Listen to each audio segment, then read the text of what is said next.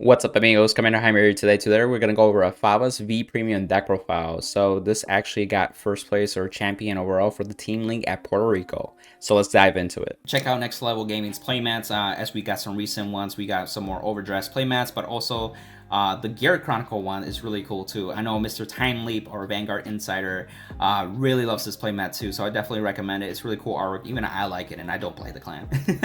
Check out their playmats too, and you can use the affiliated link down below for a 10% discount on your next purchase. So first off, where credit is due, this is actually for Jose Nieves. Him and his team Ragnarok, actually got first overall in the whole team league. So kudos to you, amigos, too. I'm very proud of you guys. Keep it up. So diving with his mindset, he really wanted to be aggressive with this build, and I'm going to highlight some things that actually help with that win-it image. And so whatever matchup, he wanted to be aggressive as early as he can be, and I'll explain along the way what that looks like with certain key units and so matchups too. Right off the back, we can see he's playing 3 Lambros and 4 Thavas. That's actually pretty standard for V Premium. We don't have any other grade 4, so that's why we want to play like the Lambros, especially since we're going to keep using them turn by turn after we're able to do so. And that's why it's imperative to run 3. It seems to be a good sweet spot too. And because sometimes if you play 4, it can be excessive. If you play 2, then it's not enough kind of thing too. And so diving into more of the grade 2s where I think we see the variation more, we see 2 Dennis and 2 Terrific Coil right off the back. And so Dennis is a card that I feel like, again, people have a love-hate relationship, mainly because it's a once per turn. It can be situational. So I had asked him, like, what made you play 2 Dennis alongside with 2 Terrific Coil? And that was his side of the spectrum, is that it's a situational card. And so where Terrific Coil, one of the pros is that it is a restandard to give you more attack. So a card like Coral Soul on the right over here can actually be able to do its thing and go into Soul. So that way you get some advantage back. But Terrific Coil also, if you didn't know, also gives itself power when it's restood by an ability. So it can use its own skill to get power and restand. So if this is on a regular Regard Circle, it's going to hit for 14k. If it's on an Excel 2, it'll be 19, which demands 10k shield at that point per attack in essence. So which is really helpful. So it adds to that level of aggression. This can be started on turn 2 or turn 3, which goes with that winning image that he's trying to accomplish. And I had asked him too about Dennis. One of the things that I appreciate Dennis is that, you know, yes, you can rest something called the top card. It gives you some advantage, sometimes bodies to work with, which is appreciative. And sometimes you get to dig deeper into combo pieces that you may need to do, like the Thavas skill to begin with. And what he made me realize is that because of Pursuit Assault, we actually have the benefit of drawing a card also doing its skill. Before, we just got Pursuit Assault in the English, and before we use Agias, and I'll put it on the screen so you guys can see what I'm talking about. Agias essentially rested 2 rigors so we can do that Thavas condition, but it didn't give us a card back, where Pursuit Assault actually lets us draw a card on top of that. So that consistency is helped a little bit, like mitigated in a sense too, but it's one of those things like, oh, okay, I can see why you would go from 4 to 3 to 3 to 2 because of a card like Pursuit Assault. Going into the grade 1s, as we can see, I will start with the basics. We got 4 Nikki. Nikki is really the card that if you do ride Vanguard, you can search for a Thavas or a Dennis. That's one of the reasons that he also still played Dennis in general, is because he can find it potentially with Nikki too. So it's just a soft +1 potentially. And then of course this lets you recycle normal units to the bottom of your deck and soul charge. So this helps fuel the soul for Pursuit Assault, but also recycle your Lambroses. I'll mention this in one of the matchups, but you get to the point where sometimes your Lambros may hit damage zone, or if you drew into it, you need to somehow put it back into deck. And that's where Nikki really shines in that regard.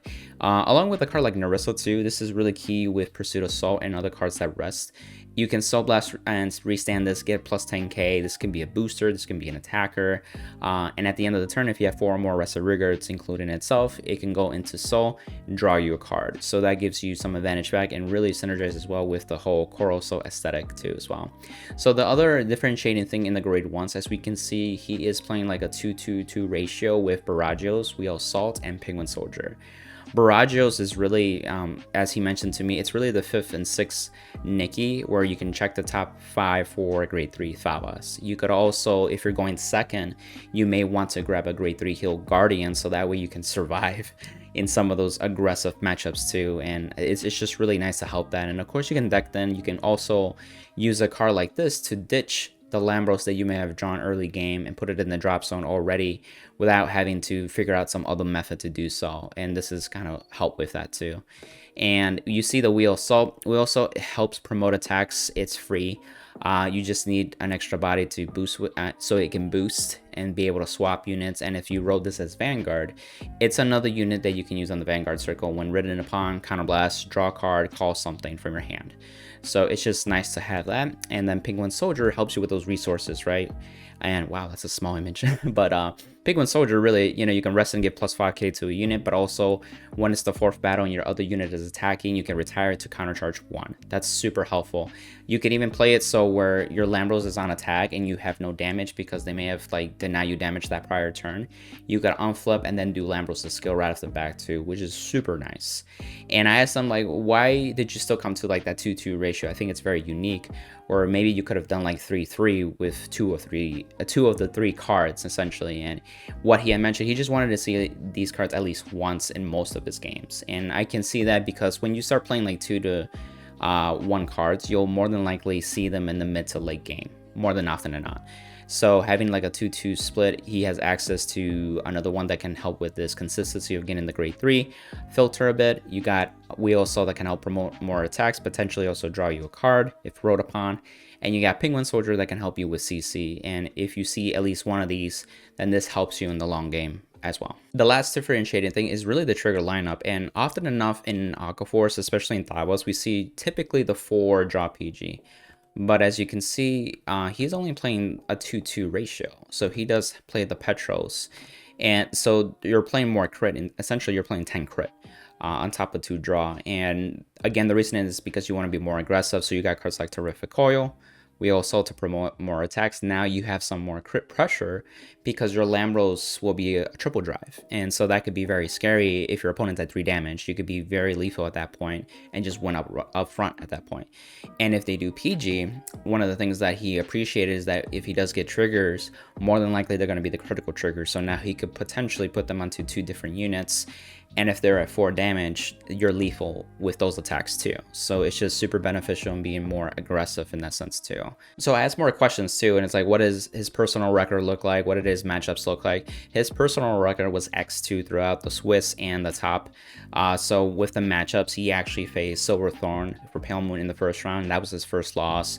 And this is what I was talking about, the copies of Lambros, is that he had, ironically, all 3 of them go to damage, which is absurd at that point. So you cannot do anything, even if you do right Thavas. If you have no Lambros in main deck, you ain't doing much. So that's a struggle. So that's right up front. He just lost, which is real unfortunate. But after that, it's just one of those things like pick yourself up, let's move forward. He started playing against Himiko with the Idriso engine. He won against that. He faced Dimension Police. He actually, this is the second loss for the entire day for him. He lost against DP because he was in a position where he was just 4 damage and their Vanguard was like over 90k with crit, and it was just like not a good situation. And he didn't have enough, I guess, PGs or really enough to be safe against those attacks. Then following after that, he fought Great Nature Isabel. And he won that. He went against Silver Throne, but this time he won in this one. So it's a different Pale Moon player, different Silver Throne matchup, but he won this time. And the next, going into top 8, he faced Murakumo Shirayuki, and he actually won that one too. And this is one of the matchups I like to dive into, is like, okay, how do you handle that matchup? Because Shirayuki makes our attacks suck. The minus 10k really hurts us. And so he said he's just very aggressive as soon as he can attack. So if he's going second, he'll go turn 1, attack as much as he can aggressively with grade 1s. And then if he's going first, that means grade 2. And obviously we have better choices on the grade 2 lineup. And what's really cool and got me thinking too is that you just really need 1 counterblast for Lambros if you do reach your turn 3. It's not like where we had to rely on Agias, where we really needed those 2 counterblasts to do anything, or to really do our turn effectively, I should say. Pursuit Assault is Soul Blast, which is a godsend for real. And if you don't have the counterblast, you can use the grade 3 heal Guardian to give you a counterblast if you have it in hand, for example.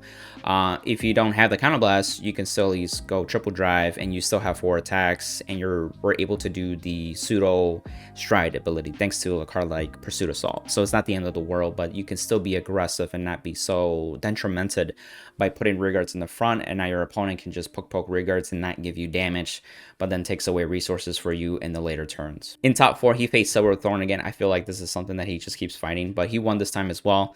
Kudos to you. And then in the final, he faced Silverthorn once more and won that one too. So I guess that first one was just a rough one, and then after that, he just kept facing Silverthorn. It must have been something with that seating. It's like, that's amazing how many times you face the same matchup at that point too. And that's pretty much it for Thavas in V Premium. It's a lot simpler than it is in Premium, of course. And then, of course, it's a very straightforward deck. It's just like those minor tweaks with those minor like mindset changes. Like, what is your goal that you're trying to accomplish?